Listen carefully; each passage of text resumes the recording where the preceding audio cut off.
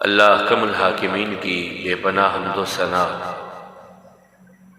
لاکھوں کروڑوں درود و سلام امام الانبیاء والمرسلین امام اعظم جناب محمد کریم علیہ تحیۃ و تسلیم پر رحمت مغفرت کی دعا صحابہ کرام، تابعین عظام، ائمہ مجتہدین اور تمام مرحومین مسلمین کے لیے، پوری انسانیت کے لیے امن، ایمان اور ہدایت کی دعا کے بعد پچھلے خطبہ جمعہ میں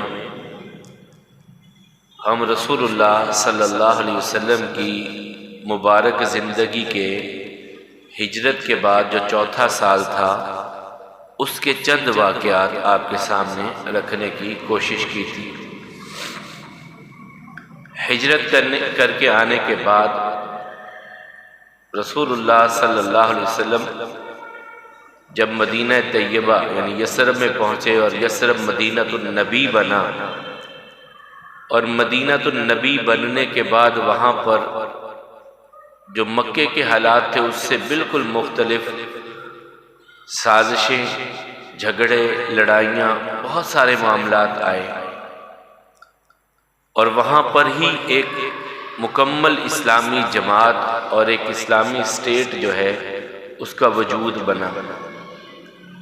بدر، احد، بڑے معاملات، یہودیوں کی طرف سے بہت زیادہ پریشان کن صورتحال کہ جن کو آگے بڑھ کر خود اسلام قبول کرنا چاہیے تھا وہ لوگ ہی اسلام کے مخالف بنے، حالانکہ یہ یہودی یہاں پر آ کر آباد ہی اس لیے ہوئے تھے کہ ان کے نزدیک آخری نبی کے دنیا میں آنے کا علاقہ یہ تھا۔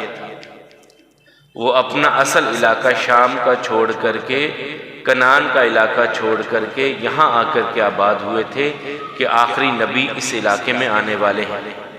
یہ بنو قریظہ، بنو قینقاع، بنو نذیر، یہ بڑے تین قبیلے یہودیوں کے اس لیے آ کر کے آباد ہوئے کہ یہاں آخری نبی کے آنے کا علاقہ ہے۔ لیکن جب رسول اللہ صلی اللہ علیہ وسلم تشریف لائے تو انہی لوگوں نے پہلے تو سوالات بھیجتے رہے مکہ المکرمہ میں، اور پھر اس کے بعد انہوں نے شدت کی مخالفت اختیار کی۔ مکے میں جاتے ان کو کہتے کہ بدر میں آنے کا سبب بھی یہودیوں کی سازش تھی، پھر احد میں بھی، پھر خندق کا معاملہ بھی، اور اسی اثناء میں ان کے بہت سارے یہ معاملات چلتے رہے۔ چوتھے سال میں جب رسول اللہ صلی اللہ علیہ وسلم کی ہجرت کو چوتھا سال تھا تو ہم نے پچھلے جمعہ میں پڑھا تھا کہ اس وقت شراب کی حرمت جو ہے وہ سورہ مائدہ کی آیات اللہ تعالیٰ نے اتاری کہ اللہ تعالیٰ نے یا ایھا الذین آمنوا انما الخمر والمیسر والانصاب والازلام رجس من عمل الشیطان، یہ شیطان کا عمل ہے، اور شیطان شراب اور جوئے کے ساتھ تمہارے اندر عداوت اور دشمنی پیدا کرتا ہے۔ اللہ کے ذکر سے تمہیں روکنا چاہتا ہے، نماز سے تمہیں روکنا چاہتا ہے، تو تم نے اس معاملے کو خیر آباد کہنا ہے، اپنی زندگیوں کو تبدیل کرنا ہے، اور صحابہ کرام نے پھر اپنی زندگیاں تبدیل کی، انہوں نے اپنی زندگیوں کو تبدیل کیا۔ پھر اسی کے ساتھ دو بڑے واقعات جو پیش آئے اسی سن میں، چوتھی ہجری میں ہی، وہ رسول اللہ صلی اللہ علیہ وسلم ایک معاملے کے لیے بنو نذیر کے پاس گئے، یہ یہودیوں کا قبیلہ تھا، ان کے پاس گئے، لیکن انہوں نے ایک سازش کی کہ رسول اللہ صلی اللہ علیہ وسلم جہاں بیٹھے ہوں اوپر سے کوئی بھاری پتھر گرا دیا جائے اور رسول اللہ صلی اللہ علیہ وسلم کو شہید کر دیا جائے۔ رسول اللہ صلی اللہ علیہ وسلم ایک معاملے کے لیے یہودیوں کے پاس جاتے ہیں، ان کے گھر میں بیٹھے ہیں، ایک دیوار کے ساتھ ٹیک لگا کر کے بیٹھے ہیں، اور یہودیوں کی آپس میں پلان ہے کہ چکی کا جو پڑ ہوتا ہے، بڑا جو پتھر کی چکیاں اس دور میں ہوتی تھیں، یہ اوپر سے گرا دیا جائے رسول اللہ صلی اللہ علیہ وسلم پر، اور رسول اللہ صلی اللہ علیہ وسلم کو شہید کر دیا جائے۔ یہ تدبیر کر رہے تھے یہودی، اور اللہ تعالیٰ نے وحی کے ذریعے سے کریم آقا علیہ الصلوۃ والسلام کو اس کی خبر دے دی۔ رسول اللہ صلی اللہ علیہ وسلم وہاں سے اٹھے اور جلدی سے مدینہ آ گئے۔ انہوں نے کہا نہیں ہمارا تو کوئی ایسا نہیں ارادہ تھا، یہ ہم پہ بدگمانی کی ہے، ہمارے بارے میں ایسا کیا ہے، ہمارا کوئی ایسا نہیں ارادہ تھا۔ لیکن اللہ تعالیٰ کہتے ہیں ایسا ہی معاملہ تھا۔ اور یہ سورہ مائدہ میں ہی اللہ تعالیٰ نے اس کے بارے میں کہا کہ اے لوگو دیکھو ہم نے تم پر احسان کیا کہ ایک قوم تم پر ہاتھ بڑھا رہی تھی کہ تمہیں ختم کرنے کے لیے، ہم نے تمہیں محفوظ کیا ان سے، یہ اللہ تعالیٰ نے اعلان کیا۔ تو پھر رسول اللہ صلی اللہ علیہ وسلم نے جب یہ دیکھا کہ اس حد تک یہ یہودی چلے گئے ہیں، پھر ان کا محاصرہ کر لیا گیا کہ اب تمہیں مدینے میں رہنے نہیں دینا۔ بڑی سازشیں کر لی تم نے، بہت مہلت دی تمہیں، بہت وقت دیا تمہیں، بار بار وقت دیا کہ تم سنبھل جاؤ، سدھر جاؤ، لیکن تم سدھرے نہیں ہو، اب تمہیں مدینے سے نکلنا پڑے گا۔ جب محاصرہ کر لیا تو انہوں نے اس شرطوں پر کہ ہم مدینہ چھوڑ کے چلے جائیں گے، بنو نذیر نے رسول اللہ صلی اللہ علیہ وسلم سے صلح کر لی اور اللہ کے رسول صلی اللہ علیہ وسلم نے انہیں جانے دیا۔ کچھ شام میں چلے گئے واپس اور کچھ خیبر میں جا کر کے آباد ہو گئے، کچھ خیبر میں آباد ہو گئے۔ لیکن ان کی سازشیں چلتی رہی کہ کسی طرح مدینے میں امن نہیں ہونے دینا، جو لوگ اسلام کی طرف آ رہے ہیں انہیں روکنا ہے کسی طرح۔ رسول اللہ صلی اللہ علیہ وسلم بھی پھر حالات سے باخبر رہنے کے لیے مختلف صحابہ کرام کے گروپ بھیجتے ہر طرف سے حالات کی خبر گیری کے لیے۔ ایسا ہی ایک گروپ 10 صحابہ کرام پہ مشتمل بھیجا حضرت عاصم بن ثابت الانصاری رضی اللہ تعالیٰ عنہ کی قیادت میں کہ تم غسفان کی طرف جاؤ اور وہاں جا کر کے حالات دیکھو، ٹھیک ہے معاملات، کوئی سازش، کوئی دشمن، کوئی گروپ، کوئی وفد، کوئی ایسا تو نہیں ہو رہا مدینے کی طرف۔ یہ 10 صحابہ کرام گئے۔ جب گئے تو جہاں انہوں نے پڑاؤ کیا تھا وہاں کافروں نے ان پر تیر اندازی کی۔ وہ اکٹھے ہو کر کے ایک جتھا بن کر کے آگے 100 کے قریب، یہ 10 صحابہ انہوں نے پہاڑی کے اوپر چڑھ گئے، لیکن تیر برسا کر کے 7 صحابہ کرام شہید ہو گئے اور 3 کو امان دے کر کے انہوں نے نیچے بلا لیا کہ ہم تمہیں کچھ نہیں کہیں گے، نیچے آ جائے۔ 3 صحابہ کرام آ گئے۔ اب جب نیچے آئے تو ان کو جو امان دی تھی کا کوئی امان شمان نہیں، ہم نے تو تمہیں بہانے سے نیچے بلایا ہے۔ تو ان 3 میں سے ایک صاحب سوڑ گیا کہ میں نے تمہارے ساتھ جانا نہیں ہے، یا یہیں پہ شہید ہو جاؤں گا، تمہارے ساتھ نہیں جاؤں گا۔ انہوں نے بڑا کوشش کی لے جانے کی لیکن لے جا نہ پائے اور انہیں وہیں پہ شہید کر دیا اور 2 کو باندھ کر کے مکہ لے آئے۔ حضرت خبیب بن عدی رضی اللہ تعالیٰ عنہ اور حضرت زید گرفتار کر کے مکہ لے آئے اور مکہ میں ان کی بولی لگی اور انہیں بیچ دیا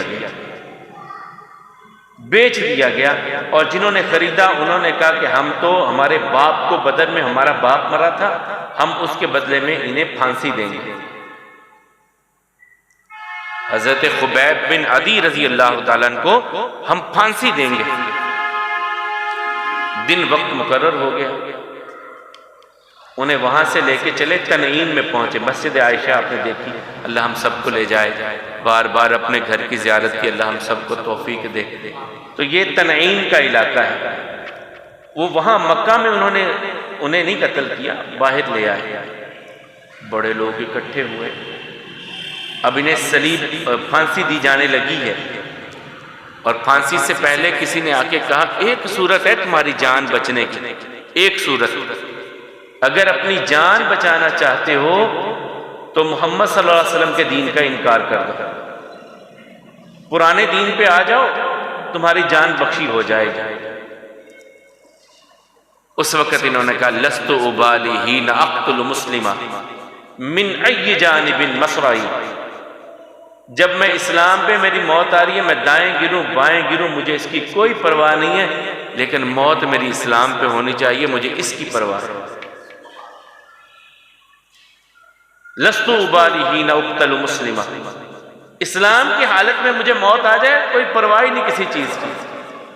من ای جانب قان فی اللہ مصرعی، میں دائیں گروں میں بائیں گروں مجھے اس کی کوئی پرواہ نہیں۔ جب ان کو ایک نیزہ مارا گیا اور اس کے بعد پھر ایک نے آگے بڑھ کے پوچھا چل اتنا کہہ دے کہ کاش میری جگہ پر محمد صلی اللہ علیہ وسلم ہوتے، ان کو پھانسی دے دیتے، میں بچ جاتا۔ تو آنکھوں میں آنسو بھر کے کہا اللہ کے بندے تو کہتا ہے وہ میری جگہ، ہم تو اتنا بھی گوارا نہیں کرتے کہ آقا کے پاؤں میں ایک چھوٹا سا کانٹا بھی چبھے، ہم نہیں گوارا کرتے ایک چھوٹا سا کانٹا بھی آقا کے پاؤں میں چبھے۔ تو کہتا ہے ان کی صلیب کا سوچو، ان کے جو ہے وہ پھانسی کا سوچو، اپنی جگہ پہ ہونے کا سوچو، میں تو یہ بھی گوارا نہیں کرتا۔ انہیں شہید کر دیا گیا، لیکن یہی کہتے ہوئے کہ یا اللہ میں تیرے لیے، اور ہمارے اس معاملے سارے کی خبر اپنے حبیب علیہ السلام کو بتا دینا کہ ہمارے ساتھ ان لوگوں نے کیا کیا۔ اور اس کے ساتھ اس سے بھی بڑا واقعہ پیش آیا۔ اللہ کے رسول صلی اللہ علیہ وسلم کے پاس کچھ لوگ آئے، کہا یا رسول اللہ صلی اللہ علیہ وسلم ہمارے علاقے میں آپ بندوں کو بھیجیں، تبلیغ کریں، وہاں پر لوگوں کو دین سکھائیں، اسلام سکھائیں، قرآن سکھائیں، بڑے لوگ مسلمان ہوں گے۔ رسول اللہ صلی اللہ علیہ وسلم نے اصحاب صفہ کہتے ہیں چبوترے کو، یہ مسجد نبوی کے بالکل ساتھ ہی تھا، ایک بڑا سا تھڑا بنا دیا گیا تھا ان لوگوں کے لیے جن کے گھر بار نہیں ہوتے تھے، ہجرت کر کے آئے ہیں یا کمزور ہیں، غریب ہیں، یا رسول اللہ صلی اللہ علیہ وسلم کے شاگرد جو دین سیکھنے کے لیے آتے، تو ان کا ٹھکانہ وہیں پہ صفہ پہ ہوتا تھا، کبھی کم کبھی زیادہ، ان کی تعداد بڑھتی زیادہ ہوتی رہتی، کسی کو گھر میسر آ گیا تو چلا گیا، کوئی مسافر آیا تھا تو چند دن رہا، رسول اللہ صلی اللہ علیہ وسلم سے دین سیکھا تو واپس چلا گیا، کوئی وہیں پہ رہا۔ یہ صفہ کے لوگ تھے، چبوترے والے، تو ان میں سے 70 قاری، اور یہ سارے بڑے محنتی لوگ تھے، دن کے وقت جاتے جنگلوں سے لکڑیاں کاٹتے لا کر کے بیچتے اور اپنا گزارا کرتے اور دین سیکھتے۔ ان 70 قاریوں کو رسول اللہ صلی اللہ علیہ وسلم نے ان کے ساتھ بھیج دیا کہ تم جاؤ بھائی ان کے علاقے میں اللہ کے دین کو پھیلانے کے لیے، دین کی تبلیغ کے لیے، ترویج کے لیے، کیونکہ دین کی تبلیغ یہ بہت بڑا عمل ہے، بات دوسروں تک پہنچانا بہت بڑا عمل ہے۔ آج ہم اکثر کہہ دیتے ہیں ہمیں کیا ضرورت پڑی ہے کسی کو کہنے کی، یہ ایک انتہائی بہت بڑا مغالطہ ہے جو شیطان ہمارے ذہنوں میں بٹھاتا ہے، ہمیں کیا ضرورت پڑی ہے، کیوں کسی کو ہم کہیں، کوئی برا کرتا ہے تو کرتا ہے، ہمیں کیا۔ انبیاء کرام بھی اگر یہ سوچتے تو کبھی کسی کو تبلیغ نہ کرتے، جو جہاں لگا ہے لگا رہنے تو ہمیں کیا، نہیں، جو غلط ہے ہاں سمجھانے کا انداز اچھا ہونا چاہیے۔ ادعو الی سبیل ربک بالحکمت والموعظۃ الحسنہ، اچھے طریقے سے، پیار سے، محبت سے، شفقت سے سمجھائیے، غصے کے ساتھ نہیں، ڈانٹ کے نہیں، ہتھوڑا لے کر کے، ڈنڈا لے کر کے کسی کو دعوت نہ دیجیے، محبت سے سمجھائیے، پیار سے سمجھائیے۔ حضرت اسید ابن حضیر رضی اللہ تعالیٰ کتنے اکڑ کے بولے، جب حضرت صہیب آئے ہیں کہا میں نے نہیں سننی تیری بات، کہا جناب ایک بار سن لیجئے، اچھی لگی تو مان لیجئے، نہ اچھی لگی تو جانے دیجئے، ہم کوئی زبردستی تو آپ سے منوانے والے نہیں ہیں۔ ایک بار قرآن سنا ہے پھر، اور اللہ نے دل بدل دیا، پھر وہی اسید جو قرآن سننا نہیں چاہتے تھے، اسید ابن حضیر قرآن سننا نہیں چاہتے تھے، کہتے نہیں میں نے نہیں سننا، پھر قرآن کی محبت اللہ نے دل میں اتنی پیدا کی کہ اسید اپنے گھر میں قرآن پڑھے، آسمان سے فرشتے اتر کے قرآن سنے۔ یہ بھی سعادتیں ملی ان کو، جو ایک بار بھی قرآن نہیں سننا چاہتا تھا۔ یہ رب رحیم و کریم دلوں کو بدلتے ہیں۔ جب قرآن کی محبت آئی ہے نا، پھر کہتے رات کا وقت تھا، میں اپنے گھر میں تھا، قرآن پڑھ رہا تھا، تو ایسے میرا گھوڑا ہلنے لگا، وہ لمبا واقعہ ہے۔ صبح بیان کیا رسول اللہ صلی اللہ علیہ وسلم سے، یا رسول اللہ صلی اللہ علیہ وسلم میں رات کو قرآن پڑھ رہا تھا اپنے گھر میں، تو میرا گھوڑا ہلنے لگا، میں نے قرآن پڑھنا بند کر دیا، گھوڑا ساکت ہو گیا، پھر پڑھنے لگا، وہ پھر ہلنے لگا، پھر میں نے دیکھا تو آسمان کی طرف چراغ اوپر جا رہے تھے۔ تو آقا علیہ السلام نے فرمایا اسید تو قرآن پڑھ رہا تھا، اللہ کے فرشتے قرآن سن رہے تھے، تو نے قرآن پڑھنا بند کیا، فرشتے واپس چلے گئے۔ یہ اسید، یہ دل تو بات کہنی چاہیے. اگر آپ کا کوئی دوست رشتہ دار کہیں کوئی غلطی ہے، خطا ہے، کسی میں گناہ کی طرف جا رہا ہے، تو محبت سے پیار سے سمجھانا چاہیے. تو اللہ کے رسول صلی اللہ علیہ وسلم نے 70 صحابہ کرام کو بھیج دیا کہ جاؤ ان کے ساتھ بھائی. اب راستے میں انہوں نے دھوکہ دیا اور چاروں طرف سے ان پر تیروں کی بارش کر دی گئی. یہ 70 کے 70 صحابہ کرام شہید ہوئے اور اللہ کے رسول صلی اللہ علیہ وسلم نے اتنا غم کیا. صحابہ کہتے ہیں کبھی ہم نے اتنا غمگین آقا کو نہیں دیکھا تھا جتنا اس وقت دیکھا کہ جب 70 قاری قرآن عالم دین صحابہ کرام کو دھوکے سے شہید کر دیا گیا. آقا نے کبھی اتنا غم نہیں کیا جتنا اس وقت غمگین ہوئے جب ان صحابہ کرام کو شہید کیا گیا. اور یہ واحد موقع تھا جب اللہ کے رسول صلی اللہ علیہ وسلم نے قنوت نازلہ کی تھی. 1 مہینے تک اپنی نمازوں میں ان کافروں کے لیے بد دعا کرتے رہے رسول اللہ صلی اللہ علیہ وسلم. 1 مہینے تک بد دعا کرتے رہے کہ جنہوں نے دھوکے سے ان صحابہ کرام کو شہید کیا تھا. فجر میں، ظہر میں، عصر میں، مغرب میں، عشاء میں، 5 فرض نمازوں کی آخری رکعت میں اللہ کے حبیب علیہ السلام دعا کرتے ہیں. پھر اسی 4 ہجری میں اللہ کے حبیب علیہ السلام کی جو میں نے آپ کو بتایا تھا حضرت ام سلمہ رضی اللہ تعالیٰ سے شادی ہوئی. اور اس کے بعد جب ام سلمہ رسول اللہ صلی اللہ علیہ وسلم کے گھر میں آئی تو ان کا چھوٹا بیٹا عمر یہ بھی ساتھ آیا. رسول اللہ صلی اللہ علیہ وسلم کے گھر میں کھانا کھانے کے لیے بیٹھے آقا تو ایک ہی برتن میں سامنے بچہ بیٹھ گیا. عمر بن ابو سلمہ ادھر رسول اللہ صلی اللہ علیہ وسلم بیٹھ گئے.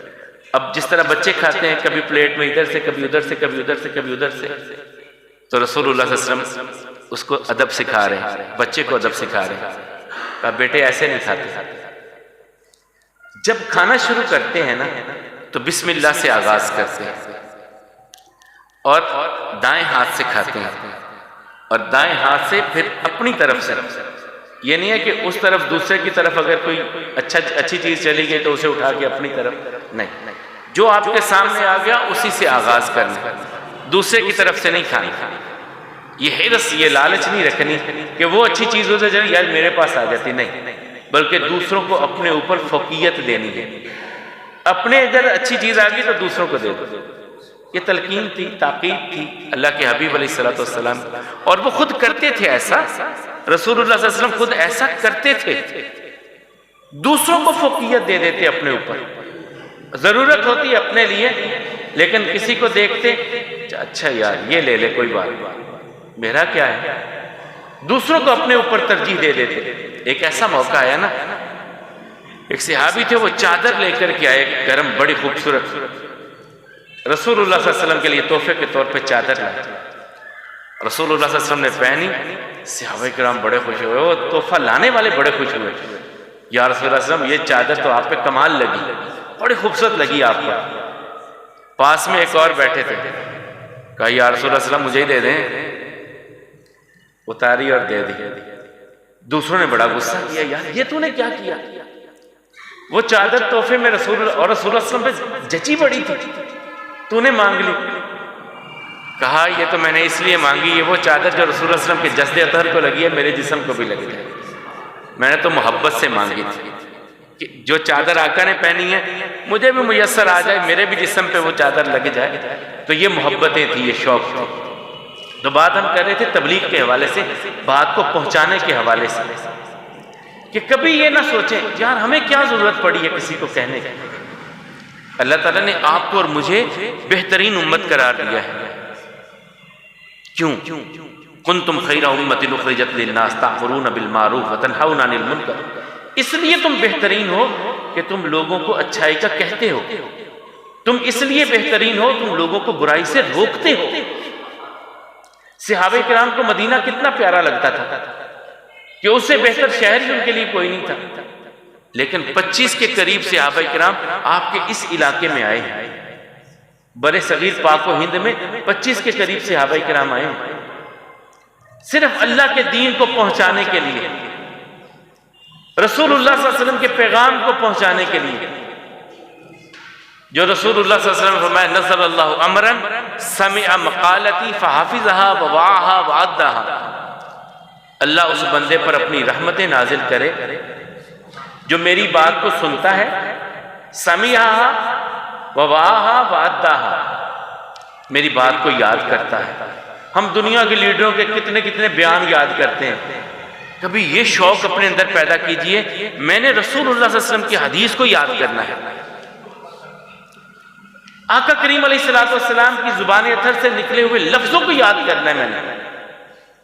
یہ دنیا کے لیڈر تو آپ کو پہچانتے بھی نہیں ہیں بھائی، جن کے لیے آپ ہلکان ہو جاتے ہیں، کھپ جاتے ہیں، بحثیں کرتے کرتے بلڈ پریشر کے مریض بن جاتے ہیں، وہ آپ کو نہیں پہچانتے، وہ آپ کے لیے کچھ کریں گے بھی نہیں۔ لیکن جس لیڈر کی، جس قائد کی میں بات کرتا ہوں نا، وہ قیامت کے دن سجدے سے سر نہیں اٹھائیں گے جب تک آپ کے بارے میں اللہ سے آسانیاں نہیں لے لیں گے۔ قیامت کے دن سجدے سے سر نہیں اٹھائیں گے، ان کی ایک فرمان کوئی کوشش کر لو یاد کرنے کی، کہاں یاد آئے؟ ابو ہریرہ رضی اللہ تعالیٰ عنہ کہتے ہیں میں بڑی کوشش کرتا، میں کاروبار نہیں کرتا تھا، کام کرنے نہیں جاتا تھا، صرف ایک شوق تھا کہ آقا علیہ السلام کی زبان سے لفظ نکلیں میرے سینے میں محفوظ ہو جائیں۔ ایک ہی کوشش تھی، بھوکا رہتا، پیاسا رہتا، صرف کوشش کرتا کہ آقا کی زبان اطہر سے لفظ نکلیں اور میرے سینے میں محفوظ ہو جائیں، لیکن بھول جاتا تھا اکثر۔ ایک دن میں نے کہا یا رسول اللہ صلی اللہ علیہ وسلم میری بڑی تمنا ہے، بڑی خواہش ہے، آپ کی ہر بات کو یاد کیا کرو، لیکن کیا ہوتا ہے میں بھول جاتا ہوں۔ آقا علیہ السلام نے یوں کپڑے کو بچھا کر کے دعا کی میرے لیے اور اسے سمیٹ کر کے مجھے دے دیا، کہا وہ دن گزرا اور آج کا دن آیا، میں کبھی آقا کی کسی بات کو بھولا ہی نہیں، کبھی آقا کسی بات کو بھولا نہیں۔ آقا علیہ السلام نے میرے لیے دعا کر دی اور 5000 یعنی 5200 احادیث رسول اللہ صلی اللہ علیہ وسلم کی زبان مبارک سے نکلے ہوئے لفظ 5200 احادیث کو انہوں نے یاد کیا۔ 5234 یا 36 کے قریب احادیث ہیں جو انہوں نے یاد کر کے امت تک پہنچائی ہیں۔ تو یہ شوق پیدا کیجیے اپنے اندر کہ ہم نے کریم آقا علیہ السلام کی ایک ہو جائے، 2 ہو جائے، 4 ہو جائے، کچھ احادیث کا متن یاد ہو جائے ہمیں۔ اور آقا فرماتے نزل اللہ امرا سمع مقالتی فحافظها ووعاها وعدها، اللہ اس پر رحمتیں کرے۔ کس نے کہا؟ رسول اللہ صلی اللہ علیہ وسلم نے۔ کس پر؟ جو میری بات کو سنتا ہے، یاد کرتا ہے، عمل کرتا ہے، آگے پہنچاتا ہے۔ آقا کہتے ہیں ان پر اللہ اپنی رحمتیں نازل کرے۔ آقا دعا کر رہے ہیں ان کے لیے دعا کر رہے ہیں۔ اور اللہ تعالیٰ کیا کہتے ہیں؟ تم بہترین امت ہو۔ اور آقا علیہ السلام نے فرمایا جب تم یہ چھوڑ دو گے نا، کسی کو اچھائی کا کہنا اور برائی سے روکنا چھوڑ دو گے، پھر تم یوں دعائیں کرتے رہو گے، یا اللہ میری دعا، یا اللہ یہ دعا، اللہ تمہاری دعاؤں کو قبول نہیں کرے گا، کیونکہ تم اچھائی کا کہتے نہیں ہو، برائی سے روکتے نہیں ہو، اپنی زندگی میں مگن ہو، اپنی روٹین بنی ہے اسی پہ چل رہے ہو۔ فرمایا تم دعائیں کرو گے، اللہ تمہاری دعاؤں کو قبول نہیں کرے گا کہ تم نے امر بالمعروف اور نہی عن المنکر کو چھوڑ دیا۔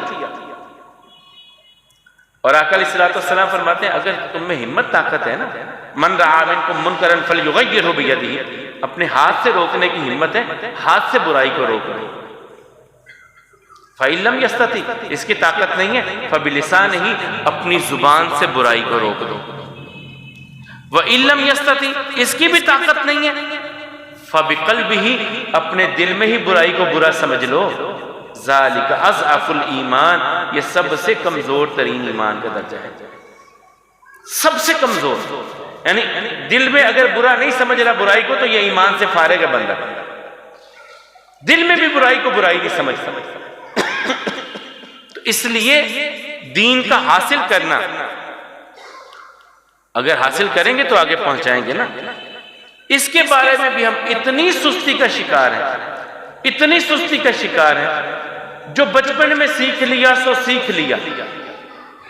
کبھی ہم نے نہ اپنی نمازوں کی طرف دھیان دیا، نہ نماز کے اندر کی جانے والی دعاؤں کی طرف دھیان دیا۔ نہ کبھی ہم نے یہ خیال کیا کہ ہم جو اپنی زندگی گزار رہے ہیں ان کے بارے میں کبھی کسی سے پوچھ ہی لیں کہ یہ معاملات میرے ٹھیک ہیں.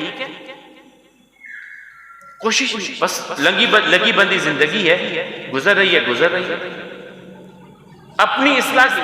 عبداللہ ابن مسعود کہتے ہیں میں اس خوف سے آقا علیہ السلام سے بار بار منکرات کے بارے میں پوچھتا، ان اعمال کے بارے میں پوچھتا جن سے بچنا ہے کہ کہیں مجھ میں وہ غلط کام آ نہ جائیں. میں بار بار سوال کرتا تھا رسول اللہ صلی اللہ علیہ وسلم سے.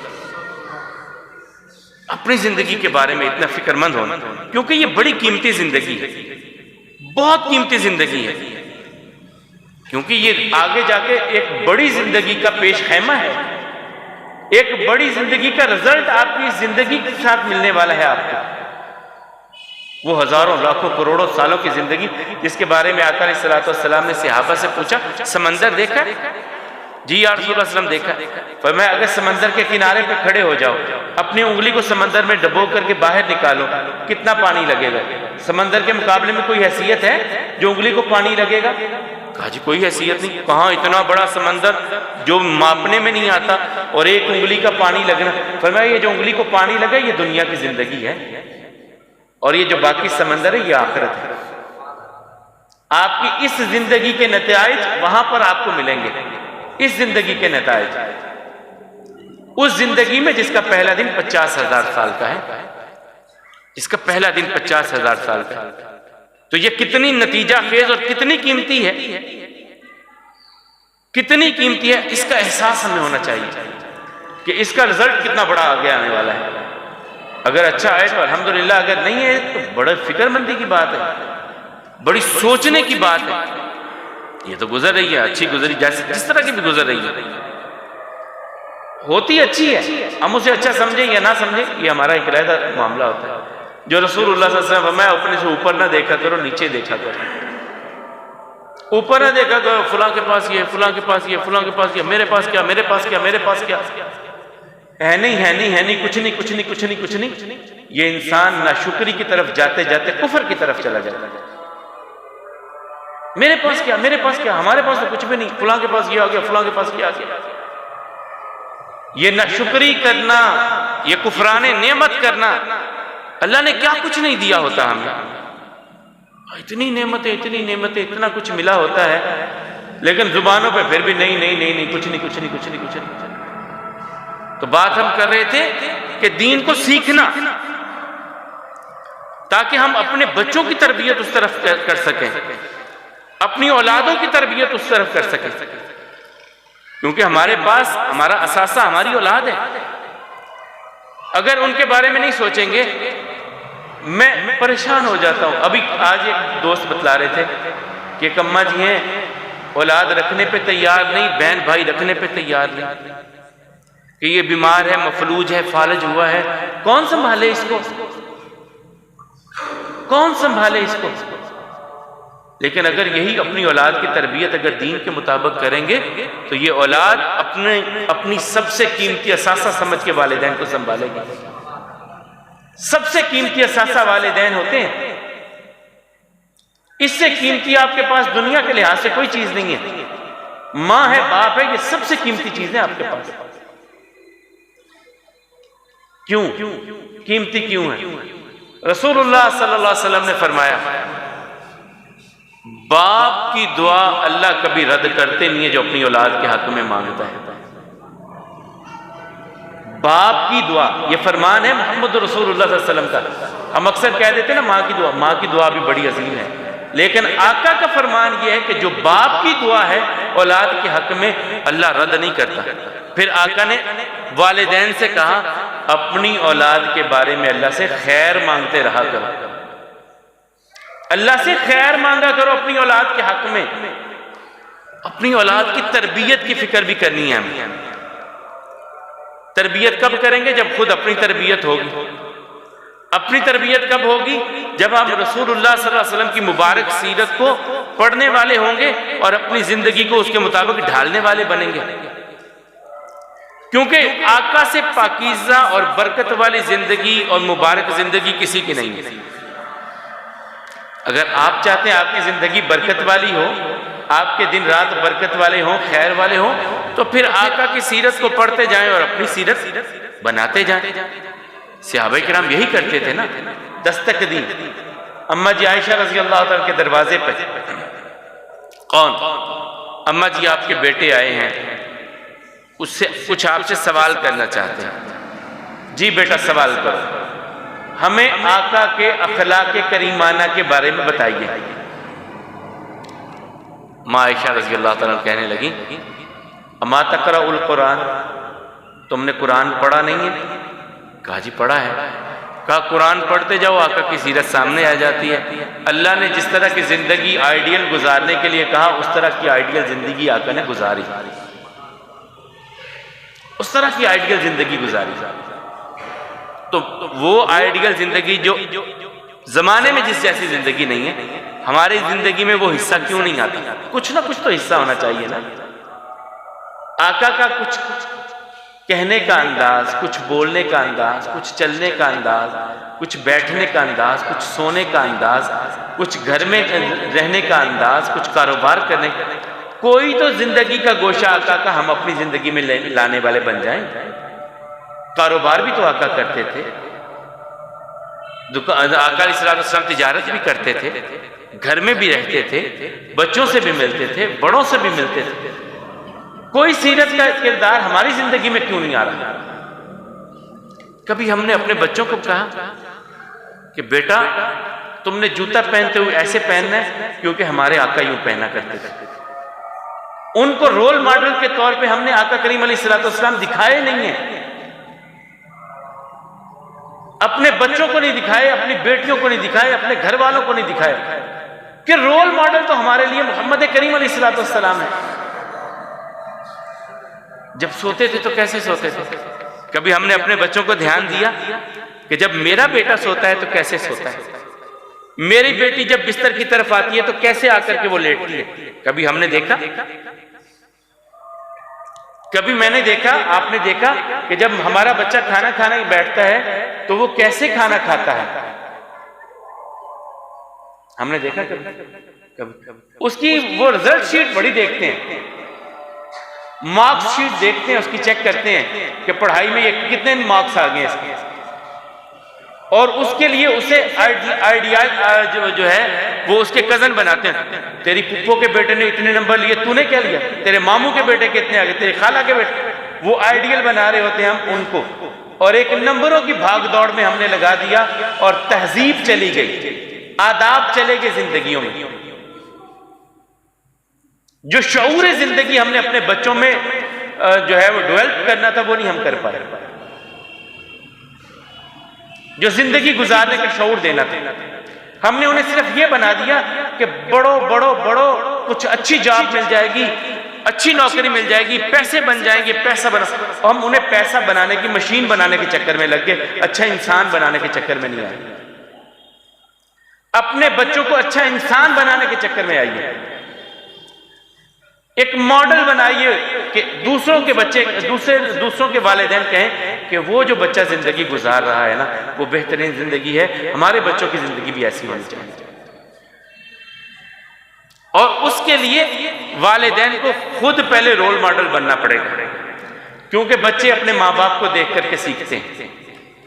اگر آپ چاہتے ہیں آپ کے بچے 5 وقت کے نمازی بنے تو آپ کو ایک ایکسٹرا کام کرنا پڑے گا، آپ تہجد گزار بن جائیے، آپ تہجد پڑھنے لگ جائیے، آپ کا بچہ آپ کو دیکھ کر کے نمازی بن جائے گا۔ آپ خود اگر سگریٹ پیتے ہیں اور آپ چاہتے ہیں آپ کا بیٹا نہ پیے تو پہلے خود چھوڑ دیجیے، خود ترک کیجیے اس کو۔ اسی بچے سے منگوا رہے ہوتے ہیں جا بیٹا سگریٹ کا پیکٹ لے کر کے آ، اور اسی سے ہم گمان کرتے ہیں کہ یہ نہ پیے گا، کیسے ممکن ہے؟ جب ہم خود بچے سے جھوٹ بلواتے ہیں، چھوٹے ہوئے دروازے پہ کوئی آیا کہہ دے ابا جی گھر نہیں ہے، تو ہم یہ یقین رکھیں کہ وہ کل ہمارے ساتھ جھوٹ نہیں بولے گا، یہ کیسے ممکن ہے؟ خود سے عادت لگا رہے ہیں ہم، خود یہ زہر اس میں انڈیل رہے ہیں، ہم جھوٹ کا زہر انڈیل رہے ہیں۔ تو وقت دوسری طرف، بات دوسری طرف چلے گی۔ آج کہنے کی باتیں کچھ اور تھیں، لیکن چلیں جو اللہ کو منظور کوشش کیجئے.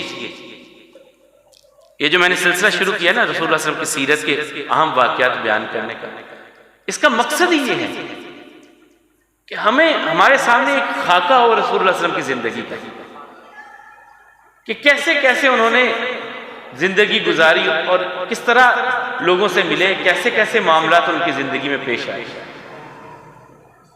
تاکہ ہم بھی ویسے بننے کی کوشش کریں. کچھ نہ کچھ تو ہماری زندگی میں آ جائے.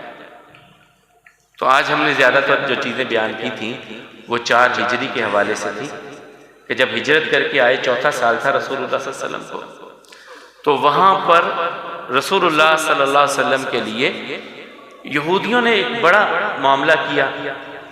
سازشیں تو کرتے کرتے چلے آ رہے تھے، لیکن ایک مرتبہ رسول اللہ صلی اللہ علیہ وسلم یہودیوں کے ہاں کسی معاملے کی کوئی پنچایت تھی، کوئی فیصلہ کرنا تھا، یہودیوں کے پاس بنو نذیر کے پاس گئے. ان یہودیوں نے یہ سازش کی کہ جب رسول اللہ صلی اللہ علیہ وسلم بیٹھے ہوں گے، ہم چکی کا جو پارٹ ہوتا ہے وہ اوپر سے رسول اللہ صلی اللہ علیہ وسلم پہ گرا دیں گے اور انہیں شہید کر دیں گے. رسول اللہ صلی اللہ علیہ وسلم آئے، آ کر کے یہودیوں کے گھر میں بیٹھے ہیں، دیوار کے ساتھ ٹیک لگائی ہوئی ہے، اور ان کا ارادہ ہے کہ اوپر سے ہم چکی کا وہ پارٹ آقا کریم علیہ السلام پہ گرائیں گے اور آقا شہید ہو جائیں گے. اللہ تعالیٰ نے وحی کے ذریعے سے آقا علیہ السلام کو بتایا. رسول اللہ صلی اللہ علیہ وسلم وہاں سے اٹھ کے چلے آئے، اور پھر ان کو یہاں سے نکال دیا گیا یہودیوں کو کہ تم نے بہت مرتبہ سازش کی، ہم نے تمہیں ہر مرتبہ سمجھانے کی کوشش کی، تم نہیں سمجھے، اب تمہارا وجود مدینہ میں گوارا نہیں کیا جائے گا. اور یہودیوں کو بنو نذیر کو یہاں سے جلا وطن کر دیا گیا، نکال دیا گیا. دوسرا بڑا معاملہ اسی مہینے اسی 4 ہجری میں جو اللہ تعالیٰ نے شراب، جوا، فالگیری کے تیر اور بڑے بڑے آستانوں پہ جو جانور ذبح کیے جاتے تھے ان کو حرام کر دیا گیا. شراب جوئے کی حرمت، آستانوں پہ جانا اور فالگیری کرنا کہ یہ کام کروں نہ کروں، یہ تیر چلا کر کے فالگیری کرنا، تو اس سے منع کر دیا گیا 4 ہجری. رسول اللہ صلی اللہ علیہ وسلم کی حضرت ام سلمہ اور زینب بنت خزیمہ سے 2 شادیاں 4 ہجری میں ہوئی. پھر رسول اللہ صلی اللہ علیہ وسلم کے 10 صحابہ ایک موقع پر اور 70 صحابہ بیر معونہ پر دھوکے سے کافروں نے شہید کر دیے. جو دین کی دعوت کی نیت سے گئے تھے رسول اللہ صلی اللہ علیہ وسلم کے پاس، وہ لوگ آئے، ان 70 صحابہ کرام کو لے کر کے گئے کہ یہ ہمارے علاقے میں تبلیغ کریں گے، لیکن راستے میں انہیں گھیر کر کے 70 صحابہ کرام کو شہید کر دیا گیا. اور رسول اللہ صلی اللہ علیہ وسلم زندگی میں اتنا غم کبھی نہیں کیا جتنا اس وقت غمگین ہوئے جب آقا علیہ السلام کے یہ 70 ساتھی شہید کیے گئے. تو یہ چند باتیں. اور پھر اسی سن 4 ہجری میں ہی حضرت حسین ابن علی رضی اللہ تعالیٰ کی پیدائش کا بھی ایک بڑا معاملہ ہے. یہ 4 ہجری کے چند واقعات میں نے آپ کے سامنے پچھلے جمعہ میں بھی اور اس جمعہ میں رکھنے کی کوشش کی. آگے چلیں گے انشاءاللہ ہم اگلے جمعہ میں کوشش کریں گے 5 ہجری میں جو بڑے بڑے واقعات پیش آئے ان پر آپ کے سامنے گفتگو کرنے کی کوشش کریں گے. اللہ حکم الحاکمین ہم سب کو صحت اور ایمان والی زندگی عطا فرمائے، پریشان حال لوگوں کی پریشانیوں کو دور فرمائے. یہ ایک اعلان ہے، گجرانوالہ میں کل تحفظ ختم نبوت اور ناموس صحابہ کانفرنس ہو رہی ہے مغرب کی نماز کے بعد. تو جو ساتھی جانا چاہیں 4:30 بجے مسجد مبارک سے قافلہ جائے گا. اور دوسرا اعلان ہے، کل اور پرسوں 2 دن یہاں پہ اسی مسجد میں تبلیغی جماعت کے حوالے سے وہ ایک ان کا اجتماع مقرر ہو رہا ہے. تو سارے ساتھی پہنچنے کی کوشش کریں. بڑے علمی بیانات ہوتے ہیں اور وہ لوگ بڑے طول و عرض سے آپ کے پاس آتے ہیں جو دین کی دعوت لے کر کے نکلے ہوتے ہیں، پیغام لے کر کے نکلے ہوتے ہیں، اپنے گھر بار چھوڑتے ہیں، کاروبار چھوڑتے ہیں، اپنی مصروفیات کو ترک کرتے ہیں صرف اس لیے کہ دین کی بات دوسروں تک پہنچ جائے. تو زیادہ سے زیادہ کوشش کریں کل اور پرسوں آپ ٹائم سپینڈ کریں ان کے ساتھ آ کر کے یہاں پہ جتنا بھی وقت لگے گا. اللہ کے گھر میں جو وقت ہے وہ یقیناً سب سے قیمتی وقت ہوتا ہے. تو اپنے وقت کو قیمتی بنائیے اور ان کے ساتھ وقت گزارنے کی کوشش کیجیے. مالک و مولا ہم سب کی پریشانیوں کو دور فرمائیں، تنگ دستوں کی تنگ دستی کو دور فرمائیں، مقروضوں کو قرض کے بوجھ سے مالک نجات عطا فرمائیں. بے اولادوں کو نیک صالح اولاد عطا فرمائیں، جن کی اولاد ہے ماں باپ کی آنکھوں کی ٹھنڈک بنائیں، ہم سب کو حلال طیب اور وافر رزق عطا فرمائیں، ہم سب کی نیک حاجات، نیک خواہشات، نیک تمناؤں کو مالک پورا فرمائیں، جو بیمار ہیں گھروں میں ہسپتالوں میں ان کے امراض کسی بھی نوعیت کے ہیں، مالک و مولا سب کو مکمل صحت عطا فرمائیں۔ اے مالک و مولا ہمارے بہن بھائی دوست احباب جو بھی بیمار ہیں ان کے امراض روحانی ہیں یا جسمانی، ان سب کو مکمل صحت عطا فرما۔ جو اولاد کی طرف سے پریشان ہیں خاص طور پہ بیٹیوں کے حوالے سے، مالک و مولا ان کی پریشانیوں کو بھی دور فرمائے۔ اے مولا کریم ہم سب کی نیک حاجات کو پورا فرما، ہم سب کی نیک خواہشات کو پورا فرما، اور ہمیں اپنے سوا کسی کا محتاج نہ کر، زندگی کی آخری سانسوں تک اپنے ہی در پہ جھکنے والا بنانا۔ اقول قولی ھذا والحمد للہ، استغفر اللہ لی ولکم ولسائر المسلمین۔